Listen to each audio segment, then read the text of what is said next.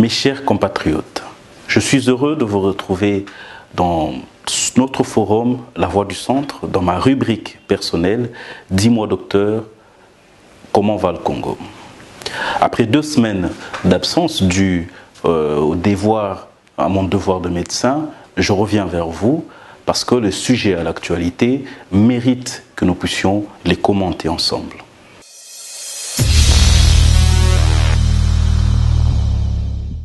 Et comme vous le savez déjà, le premier ou les 2 sujets qui font la une de l'actualité dans notre pays, c'est donc l'enterrement ou l'inhumation du feu Étienne Tshisekedi, notre héros, le père de la lutte de la démocratie, et aussi le retour prochain ou annoncé de l'ancien sénateur Jean-Pierre Bemba.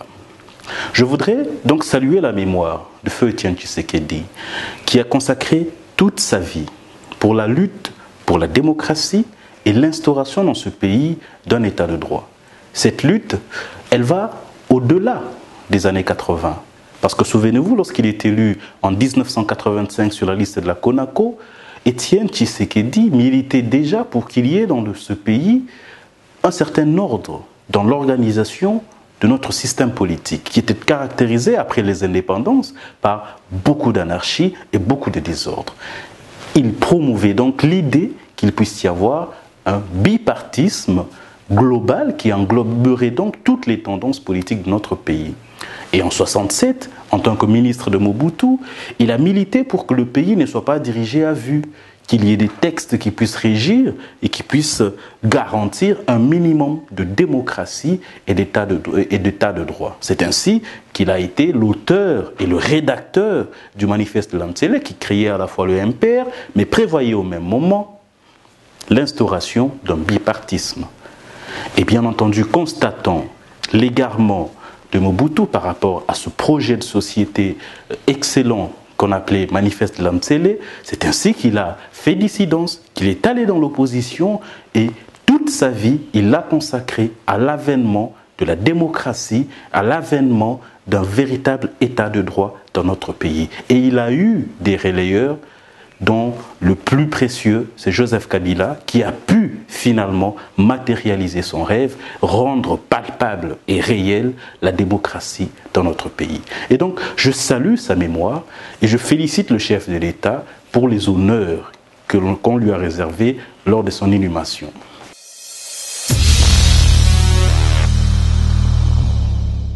Concernant le retour de Jean-Pierre Bemba, l'ancien sénateur, je constate que cela s'inscrit dans la logique que nous avons toujours, quand je dis nous, c'est-à-dire le centre, avons toujours promu, celle de la décrispation totale de l'espace politique. Parce que je suis persuadé que le Congo a besoin de tous ses enfants, qu'ils soient vivants ou morts. Le Congo a besoin que tous ceux qui l'ont quitté pour des motifs politiques, pour des motifs économiques, puissent revenir pour que nous puissions le construire ensemble. Et je crois que cet acte ou cet élan de décrispation politique du président de la République est à saluer parce que il s'inscrit dans la vision même d'Étienne Tshisekedi, qui ne cherchait pas la crédibilité, que ce soit à l'étranger, il ne cherchait pas la source de légitimité de son combat dans les politiciens, mais il avait comme source de légitimité et de crédibilité le peuple congolais. Et donc, à partir du moment où vous œuvrez pour le peuple, vous avez l'assentiment et l'adhésion du peuple par rapport au combat que vous menez, vous n'avez pas peur des hommes politiques, vous n'avez pas peur des politiciens et leurs manigances. Ils peuvent revenir autant qu'ils veulent. Tant que le président de la République aura le soutien populaire, cela ne sera d'aucun effet.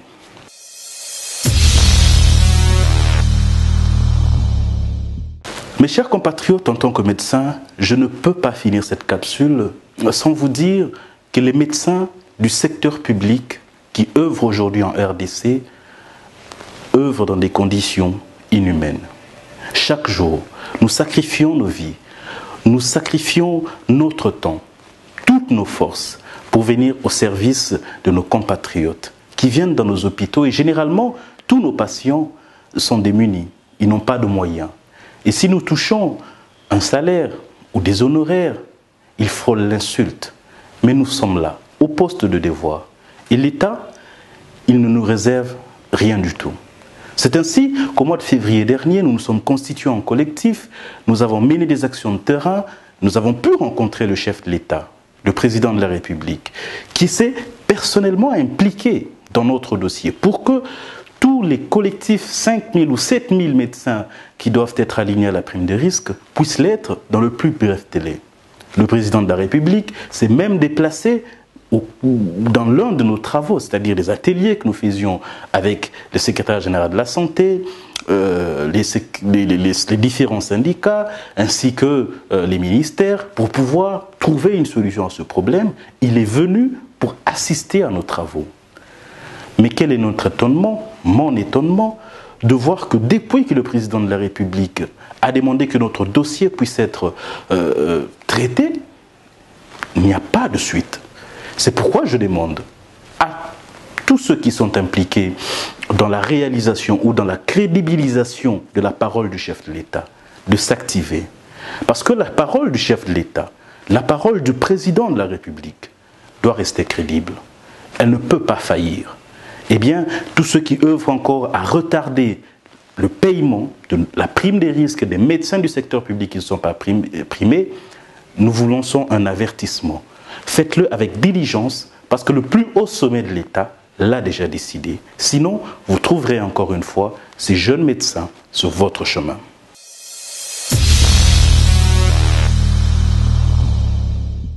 Je ne peux clore cette capsule sans souhaiter un joyeux anniversaire à une personne que j'admire beaucoup, mon autorité morale, son Excellence Joseph Kabila Kabange, qui pour moi est un modèle pour toute la jeunesse, un modèle de discipline, un modèle de don de soi, un modèle d'abnégation et de travail, parce que souvenez-vous, le président Kabila, à 29 ans, accède au pouvoir au Congo, le grand Congo, le Congo de Lumumba, le Congo de Mobutu.